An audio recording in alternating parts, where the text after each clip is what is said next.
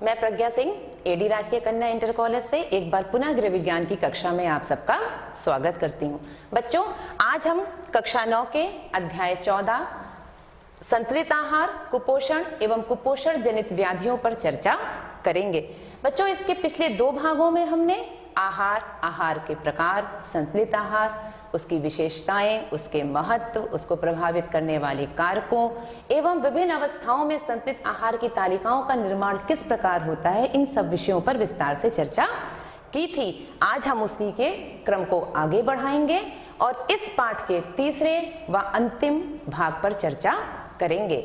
तो चलिए सबसे पहले हम नजर डाल लेते हैं कि आज हमारे चर्चा के प्रमुख बिंदु क्या होंगे। बच्चों, आज हम सबसे पहले कुपोषण से परिचित होंगे, तत्पश्चात हम कुपोषण के कारण एवं उसके प्रकार के बारे में चर्चा करेंगे। उसके बाद हम कुपोषण जनित कुछ व्याधियों पर चर्चा करेंगे जो आपके पाठ्यक्रम में सम्मिलित हैं, जैसे मैरस्मस, क्वाशिक्योरकर, रक्त अल्पता, रतौंधी, सूखा रोग या रिकेट्स, स्कर्वी इत्यादि। और अंत में हम इस भाग से संबंधित अभ्यास कार्यों पर चर्चा करेंगे। तो चलिए बच्चों, अपनी कक्षा का प्रारंभ करते हैं और सबसे पहले कुपोषण से परिचित होते हैं। बच्चों, कुपोषण एक अत्यंत गंभीर स्थिति है जो आहार में एक अथवा एक से अधिक पोषक तत्वों के उचित मात्रा के ना होने के फलस्वरूप उत्पन्न होती है। बच्चों, पिछली कक्षाओं में जब हमने संतुलित आहार के बारे में पढ़ा था, तब हमने यह जाना था कि संतुलित आहार वह आहार है जिसमें सभी पोषक तत्व उचित मात्रा और उचित अनुपात में उपस्थित होते हैं। परंतु यदि किसी कारणवश हमारे आहार में ये पोषक तत्व उचित मात्रा एवं उचित अनुपात में उपस्थित ना हो, तो ऐसे आहार के निरंतर सेवन के फलस्वरूप शरीर में विकार उत्पन्न होते हैं और वही शारीरिक विकार की अवस्था कुपोषण कहलाती है। बच्चों, सामान्यतः लोग कुपोषण को अपर्याप्त आहार अथवा पोषक तत्वों के अभाव को ही मानते हैं, परंतु वास्तविकता में कुपोषण पोषक तत्वों के असंतुलित होने के फलस्वरूप उत्पन्न स्थिति है। असंतुलन का अर्थ यहाँ पर पोषक तत्वों की अधिकता एवं पोषक तत्वों की कमी दोनों से है। अर्थात यदि हमारे आहार में आवश्यकता से अधिक पोषक तत्व उपस्थित हैं और हम उनका निरंतर सेवन कर रहे हैं तो भी विकार की स्थिति आती है, और यदि हमारे आहार में पोषक तत्व आवश्यकता से कम मात्रा में उपस्थित हैं और हम उस आहार का निरंतर सेवन कर रहे हैं तो भी शारीरिक विकार की स्थिति उत्पन्न होती है, और यही शारीरिक विकार की स्थितियां कुपोषण कहलाती हैं। बच्चों, मैंने परिभाषा को बताते समय निरंतर सेवन शब्द का प्रयोग किया। यहाँ पर निरंतर सेवन से तात्पर्य यह है कि कुपोषण की स्थिति कभी भी 1 या 2 दिन में उपस्थित नहीं हो जाती या उत्पन्न नहीं हो जाती है।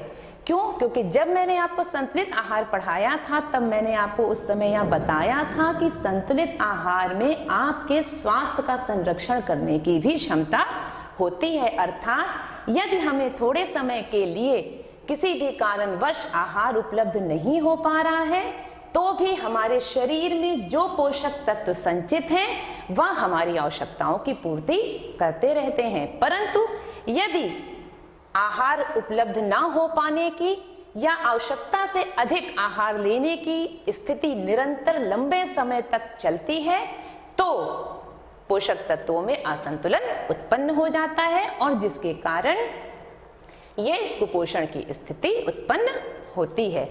बच्चों, कुपोषण की स्थितियां कई बार हमारे पाचन संबंधी रोग एवं दोष के कारण भी उत्पन्न हो जाती है। कई बार ऐसा होता है कि हमारी थाली में सभी पोषक तत्व पर्याप्त मात्रा एवं उचित अनुपात में उपस्थित होते हैं, फिर भी हमारा शरीर उनका उपयोग नहीं कर पाता, जिसका कारण कोई पाचन संबंधी रोग या दोष भी हो सकता है। क्यों?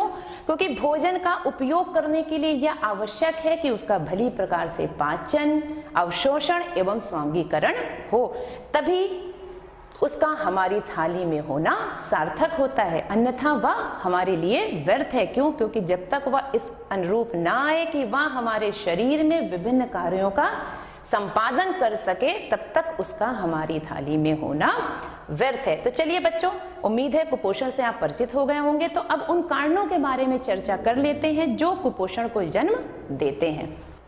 कुपोषण की स्थिति कई कारणों से उत्पन्न हो सकती है। पहला कारण है अधिक मात्रा में भोजन करना। यदि हम निरंतर लंबे समय तक अधिक मात्रा में भोजन करते हैं तो पोषक तत्वों की हमारे शरीर में अधिकता हो जाती है, जिसके फलस्वरूप विकार उत्पन्न हो जाते हैं। कम मात्रा में भोजन करना। बच्चों, कम मात्रा में भोजन करना ठीक उसके विपरीत, अगर हम कम मात्रा में भोजन करते हैं तो लंबे समय तक इसको निरंतर करते रहने से हमारे शरीर में पोषक तत्वों की कमी हो जाती है। कम मात्रा में भोजन उपलब्ध होने के पीछे कई कारण हो सकते हैं, जैसे आय का कम होना। यदि हमारी आय कम होती है तो हमारी क्रय शक्ति कम होती है। जब हमारी क्रय शक्ति कम होती है तो हम चाहकर भी अपने लिए कई बार संतुलित आहार की व्यवस्था नहीं कर पाते हैं। तो ऐसी स्थितियों में हमारे लिए आहार का अभाव हो जाता है।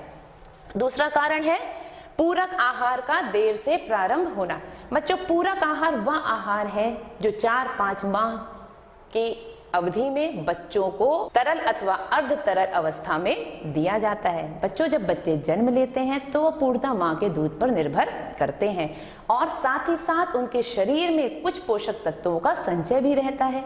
परंतु जैसे जैसे समय बढ़ता है वैसे वैसे ये पोषक तत्व नष्ट होने लगते हैं, खत्म होने लगते हैं और उनकी आवश्यकताएं बढ़ने लगती हैं। इस स्थिति में माँ का दूध पर्याप्त नहीं रह जाता है उनकी सभी आवश्यकताओं की पूर्ति के लिए।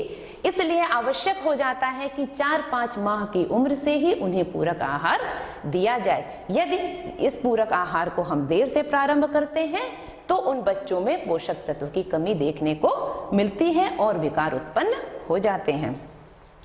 तीसरा कारण है अशिक्षा एवं अज्ञानता। बच्चों, कई बार हमें इस बात का ज्ञान ही नहीं होता है कि हमारे लिए उचित भोजन क्या है, पोषक तत्व क्या है, किन भोज्य पदार्थों से हमें पोषक तत्व मिलेंगे, किन भोज्य समूहों की कितनी मात्रा हमें खानी चाहिए। इन सब ज्ञान के अभाव में भी हम संतुलित आहार से वंचित रह जाते हैं और उसके कारण भी विकार उत्पन्न हो जाते हैं। चौथा कारण है स्तनपान की अवधि का कम होना। बच्चों, माँ का दूध बच्चों के लिए एक सर्वोत्तम आहार है। यदि किसी भी कारणवश कोई बच्चा इस सुविधा से वंचित रह जाता है तो उसके शरीर में पोषक तत्वों की कमी देखने को मिलती है और विभिन्न प्रकार के विकार उत्पन्न हो जाते हैं।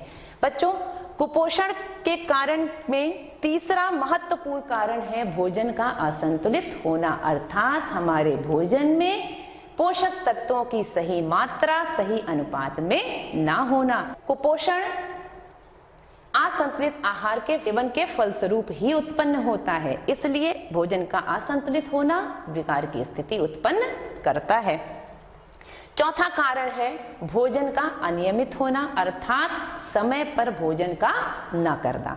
बच्चों, जब हम समय पर भोजन नहीं करते हैं तो विभिन्न प्रकार के पाचन संबंधी विकार उत्पन्न होते हैं। उसका पाचन व अवशोषण भली प्रकार से नहीं हो पाता है और हमारे शरीर को पोषक तत्वों की उपलब्धता भी नहीं हो पाती है। और अंतिम कारण है पाचन तंत्र में रोग या दोष होना, जिसके बारे में मैं आपको पहले ही बता चुकी हूँ कि जब हमारे शरीर में कोई ऐसा रोग हो जिसके कारण हम भोजन में उपस्थित पोषक तत्वों को अवशोषित ही ना कर पाए, उनका स्वांगीकरण ही ना कर पाए, तो उनका हमारी थाली में होना व्यर्थ हो जाता है। ऐसी स्थिति में भी पोषक तत्वों के भोजन में उपस्थित होने पर भी वह हमारे शरीर को उपलब्ध नहीं हो पाते हैं और कुपोषण का कारण बन जाते हैं। बच्चों, कारणों को जान लेने के बाद अब हम आगे बढ़ेंगे और हम देखेंगे कि कुपोषण कितने प्रकार के होते हैं। बच्चों, कुपोषण निम्न प्रकार के हैं। अल्प पोषण, जैसा नाम से ही पता चल रहा है, कि निरंतर कम मात्रा में भोजन करने के फलस्वरूप उत्पन्न होने वाला कुपोषण। अतिशय पोषण, निरंतर अधिक मात्रा में भोजन करने के फलस्वरूप उत्पन्न होने वाला कुपोषण, जैसे मधुमेह, मोटापा, कोलेस्ट्रॉल का रक्त धमनियों में जमना इत्यादि। तीसरा है विशिष्ट पोषक तत्व का अभाव। बच्चों कभी कभी ऐसा होता है कि हमारे भोजन में किसी एक विशेष पोषक तत्व का अभाव रहता है, जिसके कारण उस पोषक तत्व से संबंधित विकार उत्पन्न होते हैं, जैसे आयोडीन की कमी के फलस्वरूप उत्पन्न हो जाता है घेंगा नामक रोग, और विटामिन ए की कमी के फलस्वरूप उत्पन्न हो जाता है रतौंधी इत्यादि। इसी प्रकार से अन्य भी रोग हैं। बच्चों अब हम आगे बढ़ेंगे और देखेंगे कि कुपोषण के फलस्वरूप कौन कौन सी व्याधियां हमारे शरीर में उत्पन्न हो जाती हैं। हम उन व्याधियों पर ही चर्चा करेंगे जो आपके पाठ्यक्रम में सम्मिलित हैं, जिनमें से पहली है मैरास्मस, जो 1 वर्ष से कम आयु के बच्चों में होती है भोजन में ऊर्जा की कमी के कारण।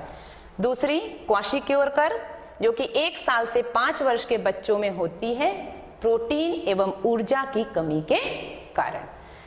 एनीमिया, रक्त में हीमोग्लोबिन की मात्रा सामान्य से कम होने पर यह स्थिति उत्पन्न होती है।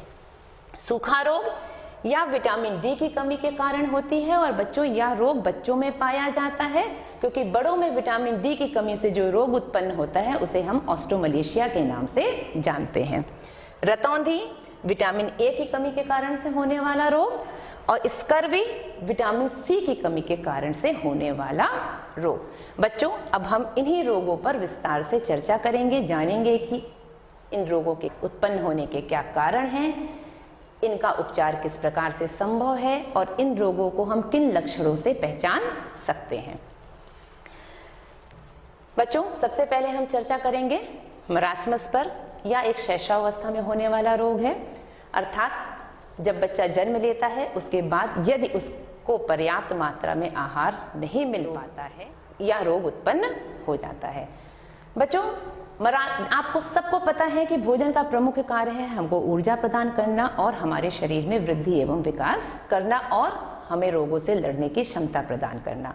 तो जब हम ये जानते ही हैं कि बच्चों की वृद्धि की दर अत्यंत तीव्र होती है, इसलिए उस समय उन्हें इन सभी पोषक तत्वों की मात्रा भी अधिक चाहिए होती है, और जब हमें पर्याप्त मात्रा में आहार नहीं मिल पाता है तो इन पोषक तत्वों की कमी हमारे शरीर में होने लगती है, और उसी के फलस्वरूप भोजन अपना कार्य नहीं कर पाता है और विभिन्न प्रकार के शारीरिक विकार बच्चे में देखने को मिलता है।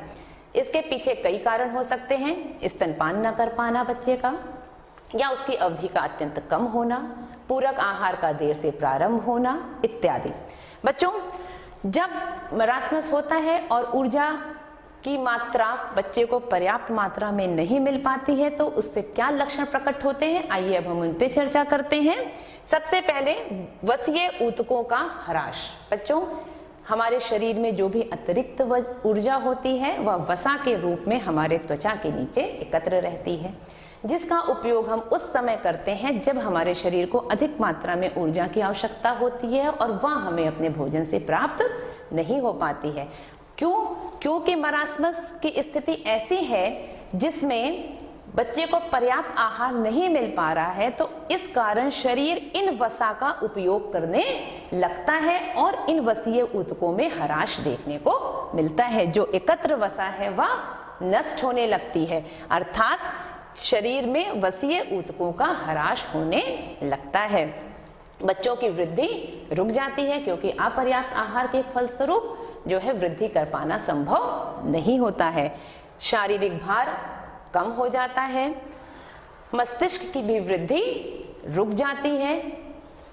इसके अतिरिक्त त्वचा ढीली एवं झुर्रीदार हो जाती है। बच्चों जो हमारा अस्थि तंत्र है उसके ऊपर एक मांस की परत होती है, मांसपेशियों का तंत्र होता है और उसके ऊपर हमारी त्वचा होती है, और जब आहार ना मिलने के कारण इन वसीय ऊतकों और इन मांसपेशियों का ह्रास होने लगता है तो हमारी त्वचा उसके कारण से ढीली हो जाती है और झुर्रीदार हो जाती है। बच्चा एक कंकाल मात्र दिखाई देने लगता है, जिसे हम कह सकते हैं कि हड्डियों का ढांचा और त्वचा में ही वह खाली रह जाता है। प्रतिरोधक क्षमता, हमारी रोगों से लड़ने की क्षमता कम हो जाती है। क्यों? क्योंकि वह भी भोजन का ही कार्य है कि वही हमें यह क्षमता देती है कि हम विभिन्न रोगों से लड़ सकें। तो ऐसी अवस्था में जब हमारे पास पर्याप्त आहार नहीं होता है तो हमारी प्रतिरोधक क्षमता भी कम हो जाती है और उसका सीधा प्रभाव हमारे विभिन्न तंत्रों पर भी पड़ता है, वे कमजोर होने लगते हैं और साथ ही साथ हम बार बार संक्रमित होने लगते हैं, व्यक्ति को संक्रमण होने लगता है। बच्चों, इस रोग के रोगी को ठीक करने के लिए या उसके उपचार हेतु हमें उसके भोजन में अधिक मात्रा में कार्बोहाइड्रेट एवं प्रोटीन युक्त आहार का सेवन उसको कराना चाहिए। उसे अधिक मात्रा में ऐसा भोजन दिया जाए जिसमें पर्याप्त मात्रा में ऊर्जा के स्रोत एवं प्रोटीन के स्रोत उपस्थित हों। बच्चों, मरासमस के बाद हम चर्चा करेंगे क्वाशिक्योरकर पर। चलिए आगे बढ़ते हैं। बच्चों, या प्रोटीन एवं ऊर्जा की कमी से होने वाला रोग है। बच्चों, इस रोग को हम कह सकते हैं कि अगर मरासमस के रोगी का सही समय पर उपचार नहीं हुआ तो उस रोगी की स्थिति बिगड़ते बिगड़ते क्वाशिक्योरकर तक पहुंच जाती है। इसको और अच्छी प्रकार से समझाने के लिए मैं आपको एक बार भोजन के कार्यों को याद दिलाना चाहूंगी। आपने पढ़ा था कि कार्बोहाइड्रेट का प्रमुख कार्य ऊर्जा देना है और प्रोटीन का प्रमुख कार्य शरीर का निर्माण करना है।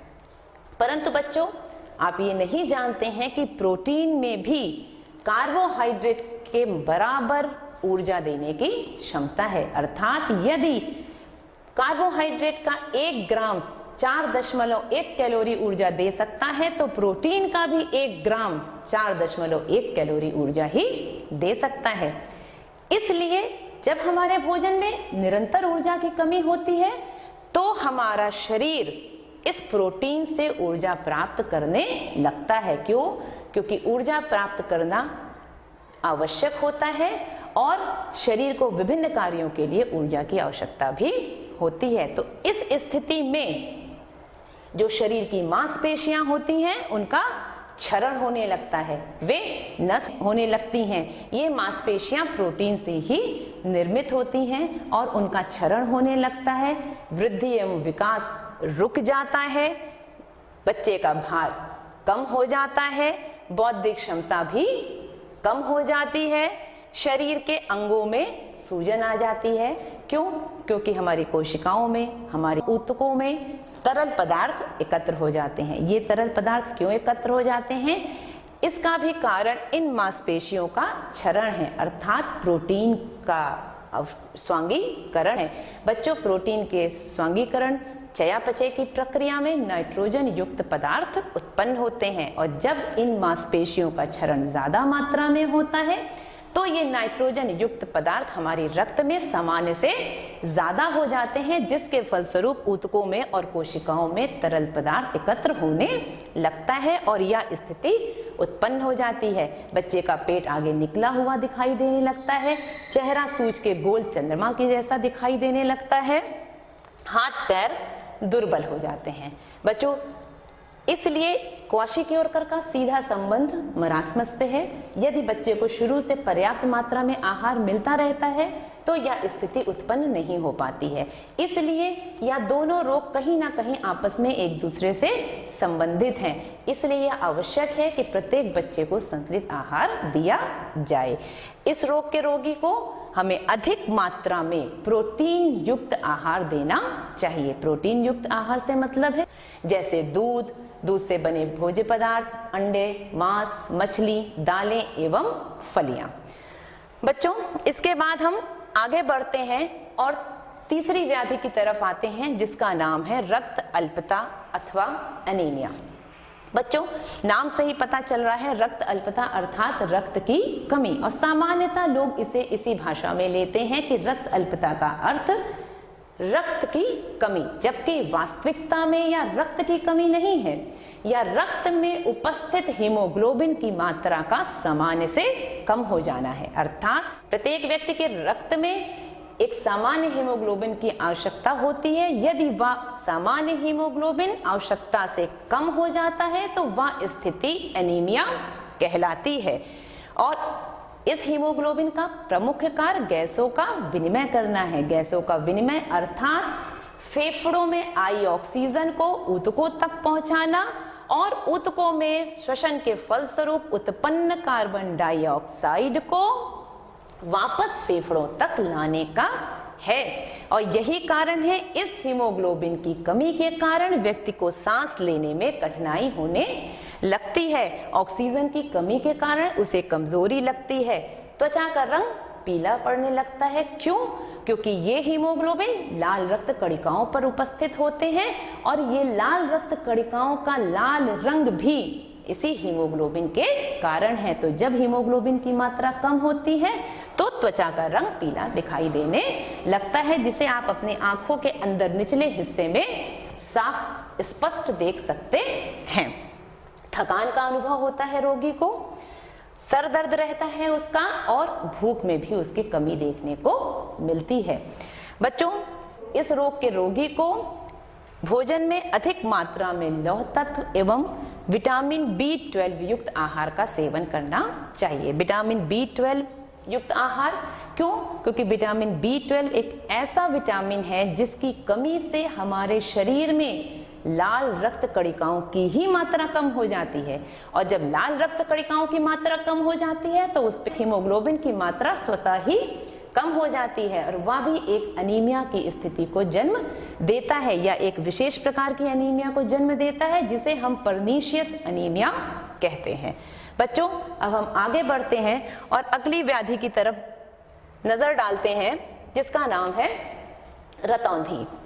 बच्चों, यह एक प्रकार का नेत्र विकार है जो कि विटामिन ए की कमी से होता है। प्रारंभिक अवस्था में इस रोग में व्यक्ति को स्पष्ट दिखाई नहीं देता है जब अंधेरा होने लगता है, अर्थात कम प्रकाश में उसे देखने में कठिनाई होती है। सूरज ढलने के बाद वाहन चलाने, देखने इत्यादि में उसे कठिनाई का सामना करना पड़ता है।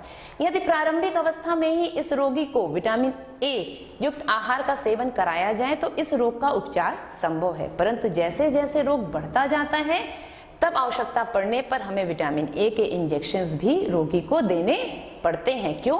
क्योंकि रोग के गंभीर होने पे हमारी आंखों में कुछ ऐसे अवांछनीय परिवर्तन हो जाते हैं जिनके फलस्वरूप अंततः अंधापन तक संभव है। इसलिए आवश्यक है कि जैसे ही रोगी को लक्षण प्रकट हो उसे विटामिन ए युक्त आहार का सेवन करना चाहिए। बच्चों, इसके बाद हम आते हैं सूखा रोग एवं रिकेट्स पे। जैसा मैंने आपको बताया था कि यह बच्चों में मिलने वाला रोग है और यह विटामिन डी की कमी से होता है। इसे बच्चों हम अस्थि विकृति भी कहते हैं। क्यों? क्योंकि इसमें हमारी अस्थियां जो है वो असामान्य होने लगती हैं, टेढ़ी होने लगती हैं, कमजोर होने लगती हैं। इसका प्रमुख कारण यह है कि यह जो विटामिन डी है वह कैल्शियम और फास्फोरस के अवशोषण में एक महत्वपूर्ण भूमिका निभाता है, अर्थात उनके अवशोषण के लिए विटामिन डी का होना अनिवार्य है। तो जब भोजन में विटामिन डी की कमी हो जाती है तो उस अवस्था में हमारा शरीर कैल्शियम और फास्फोरस का अवशोषण नहीं कर पाता और हमारी अस्थियां इन्हीं लवणों से निर्मित हैं, और जब कैल्शियम और फास्फोरस की कमी होती है तो उसका सीधा प्रभाव हमारी हड्डियों पर पड़ता है, वह कमजोर होने लगती हैं, पैर की अस्थियां झुक जाती हैं। क्यों? क्योंकि वह हमारे शरीर के भार को सहन नहीं कर पाती हैं, इसलिए वह टेढ़ी हो जाती हैं। कपाल की हड्डियों का आकार बदल जाने के कारण माथा आगे दिखाई देने सा लगता है। पसलियों का अंतिम सिरा, बच्चों आप सब जानते हैं हमारे शरीर में पसलियों का एक पिजड़ा बना हुआ है, उनके अंतिम सिरे में गोल उभार संरचना बन जाती है जो देखने में एक मोती के माले की तरह दिखाई देने लगती है, और इस स्थिति को हम रिकेट रोजरी भी कहते हैं। रीढ़ की हड्डी झुक जाती है, जितने भी शारीरिक जोड़ हैं वे चौड़े हो जाते हैं, बच्चा चिड़चिड़ा, थका हुआ एवं अप्रसन्न रहने लगता है। बच्चों, इस रोग से पीड़ित रोगी को धूप का सेवन करना चाहिए। क्यों? क्योंकि धूप के सेवन करने से हमारे शरीर में विटामिन डी का संश्लेषण स्वतः ही हो जाता है, और साथ ही साथ इस रोगी को कैल्शियम और विटामिन डी युक्त आहार अधिक मात्रा में लेना चाहिए। बच्चों, अब हम आगे बढ़ते हैं और आते हैं अपने अंतिम रोग की ओर जिसका नाम है स्कर्वी।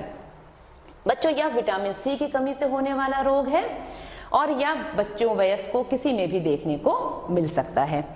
बच्चों विटामिन सी की उपस्थिति हमारे शरीर में कोलेजन तंतुओं को बनाने के लिए अनिवार्य है। कोलेजन तंतु वे तंतु होते हैं जो हमारी मांसपेशियों को आपस में बांध कर रखते हैं। तो जब विटामिन सी की कमी होती है तो इन कोलेजन तंतुओं का निर्माण नहीं हो पाता है, जिसका सीधा प्रभाव हमारी मांसपेशियों पर पड़ता है और उसके फलस्वरूप हमारी टांगों और जांघों में सूजन एवं दर्द रहता है, दांतों और मसूड़ों में सूजन एवं दर्द रहता है और जरा सी भी चोट लगने पर उससे रक्त का रिसाव होने लगता है और रोग के बढ़ जाने की स्थिति में शरीर में ऐंठन भी देखने को मिलती है। बच्चों विटामिन सी की कमी होने पर व्यक्ति को रक्त की भी कमी हो जाती है। क्यों? क्योंकि विटामिन सी की उपस्थिति प्रोटीन एवं लौह लवण के अवशोषण के लिए आवश्यक है। ठीक उसी प्रकार से जैसे विटामिन डी की उपस्थिति कैल्शियम और फास्फोरस के अवशोषण को प्रभावित करती थी, ठीक उसी प्रकार से यह विटामिन सी की उपस्थिति लौह लवण एवं प्रोटीन के अवशोषण को प्रभावित करती है। और जैसा मैंने आपको बताया था कि हीमोग्लोबिन एक लौह युक्त प्रोटीन है, अर्थात उसका निर्माण लौह लवण एवं प्रोटीन से हुआ है। तो जब विटामिन सी की कमी होती है तो प्रोटीन और लौह लवण की कमी हो जाती है, जिसके कारण हीमोग्लोबिन का निर्माण नहीं हो पाता है और रक्त में कमी देखने को मिलती है। त्वचा का रंग पीला पड़ जाता है और रोगी को थकावट का भी अनुभव होता है। बच्चों इस रोग के रोगी को खट्टे एवं रसदार फलों का सेवन करना चाहिए। क्यों? क्योंकि यह विटामिन सी के भंडार हैं, इनमें विटामिन सी प्रचुर मात्रा में उपस्थित होता है। अगर स्थिति ज्यादा गंभीर हो जाती है तो कई बार हमें विटामिन सी के इंजेक्शंस भी लगाने पड़ते हैं। बच्चों अब हम आगे बढ़ेंगे और इस भाग से संबंधित कुछ अभ्यास प्रश्नों पर चर्चा करेंगे। बच्चों अभ्यास कार्य में आपको 3 प्रश्न दिए गए हैं, जिसके उत्तर आपको लिखने का प्रयास करना है। पहला प्रश्न है प्रोटीन ऊर्जा कुपोषण के कारण उत्पन्न होने वाले विकारों का विस्तार से वर्णन कीजिए। बच्चों जैसा मैंने अभी आपको बताया ही था कि ऊर्जा एवं प्रोटीन की कमी के फलस्वरूप 2 प्रकार के विकार उत्पन्न होते हैं। पहला मरासमस जो कि शैशवावस्था में होता है और दूसरा क्वाशिकियोरकर जो कि 1 साल से 5 साल के बच्चों में देखने को मिलता है। दोनों के लक्षण अलग अलग हैं, इसलिए इस प्रश्न के उत्तर में आपको उन दोनों के कारण एवं लक्षणों की विस्तार से वर्णन करना होगा। बच्चों उसके बाद दूसरा प्रश्न है कुपोषण क्या है, इसके प्रकारों की व्याख्या कीजिए। बच्चों इसमें आपको बताना होगा कि कुपोषण क्या है, अर्थात आपको बताना होगा कुपोषण वह विकार की स्थिति है जो असंतुलित आहार के निरंतर सेवन के फलस्वरूप उत्पन्न हो जाती है तथा उसके कितने प्रकार हैं, अल्प पोषण, अतिशय पोषण एवं विशेष पोषक तत्व के अभाव के कारण उत्पन्न होने वाले कुपोषण के बारे में चर्चा करनी होगी। और अंतिम प्रश्न है बच्चों निम्न पर टिप्पणी कीजिए, जिसमें पहला है स्कर्वी, दूसरा है सूखा रोग और तीसरा है एनीमिया। बच्चों आपको बताना पड़ेगा कि ये स्कर्वी विटामिन सी की कमी के कारण होता है, इसके क्या लक्षण होते हैं और इसका उपचार किस प्रकार से संभव है। तत्पश्चात आपको बताना होगा कि यह सूखा रोग क्या है, किस कारण से होता है, इसके लक्षण क्या है और इसका उपचार किस प्रकार से संभव है। और अंत में आपको एनीमिया अर्थात बताना होगा कि यह रक्त में हीमोग्लोबिन की मात्रा का सामान्य से कम हो जाने की स्थिति है और इसके कारण रोगी के शरीर में कौन कौन से लक्षण दिखाई देते हैं और उनका किस प्रकार से उपचार संभव है, इन सब बातों को विस्तार से लिखना होगा। बच्चों इस पूरे पाठ को पढ़ने के बाद उम्मीद है आप आहार समझ गए होंगे कि आहार क्या है। भोजन का वह हिस्सा जिसे हम अपनी भूख को शांत करने के लिए एक बार में ग्रहण करते हैं वह आहार कहलाता है। यह आहार 3 प्रकार के होते हैं, पर्याप्त आहार, अपर्याप्त आहार एवं संतुलित आहार, जिसमें से संतुलित आहार ही हमारे स्वास्थ्य की कुंजी है। उसमें सभी पोषक तत्व उचित मात्रा एवं उचित अनुपात में उपस्थित होते हैं और इस संतुलित आहार के महत्व को समझने के बाद मुझे उम्मीद है कि आप अपने जीवन में इस संतुलित आहार को स्थान अवश्य देंगे और आप संतुलित आहार का सेवन करेंगे और प्रसन्न रहेंगे। धन्यवाद।